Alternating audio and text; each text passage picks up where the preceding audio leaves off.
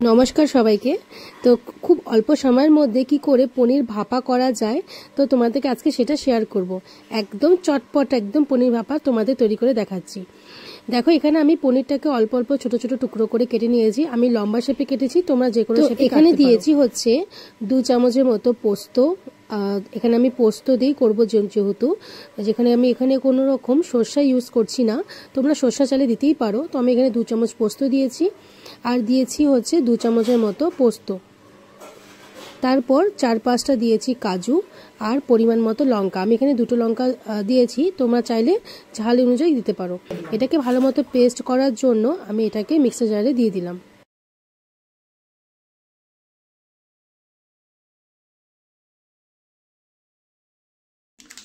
এখানে দেব টক দই অল্প,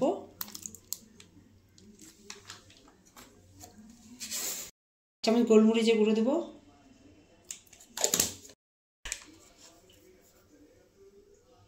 অল্প একটু কাশ্মীরি লঙ্কার গুঁড়ো দেব, অল্প একটু হলুদ দেব কালারটার জন্য।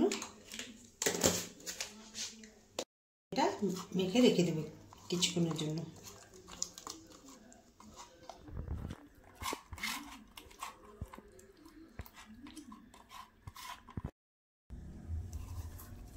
এখন এই যে পেস্ট করছি যে পোস্ত বাটা কাজু বাটা সব দিয়ে দিলাম এর মধ্যে।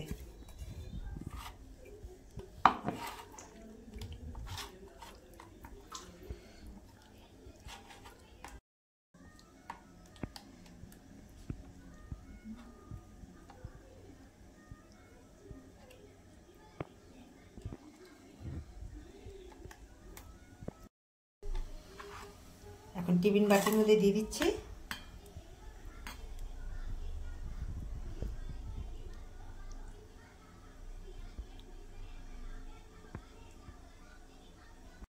এখন বাটিটা ধুয়ে একটুখানি জল দেব।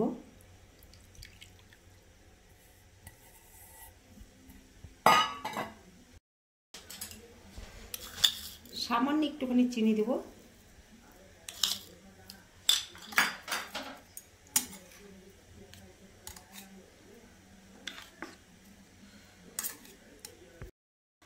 বন্ধুরা আমি যেভাবে করছি ওইভাবে করে ঘরে খেয়ে কমেন্ট করে জানাবে, কিন্তু খুব সুন্দর হবে এটা খেতে। রুটি দিয়ে বলো, ভাত দিয়ে বলো, সব দিয়েই ভালো লাগবে।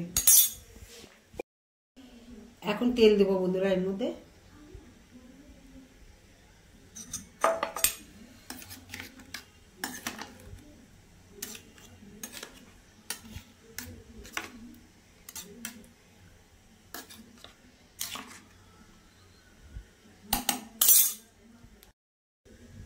তিনটে কাঁচা লঙ্কা দিয়ে দিলাম।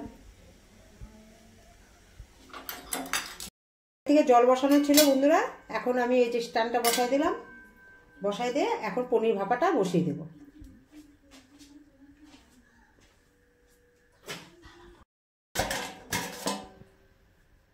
ওই 15 মিনিটের মতন ঢেকে রেখে দিলাম, হোক। এখন দেখো বন্ধুরা হয়ে গেছে, আমি দেখি এটা।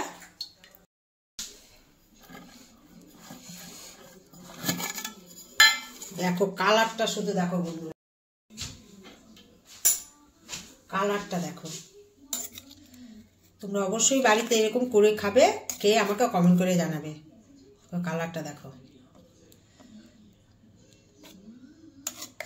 গরম গরম ভাত দিয়ে খেতে এত ভালো লাগবে বলার নেই। দেখো কতটা সুন্দর করেছে পনির ভাপাটা।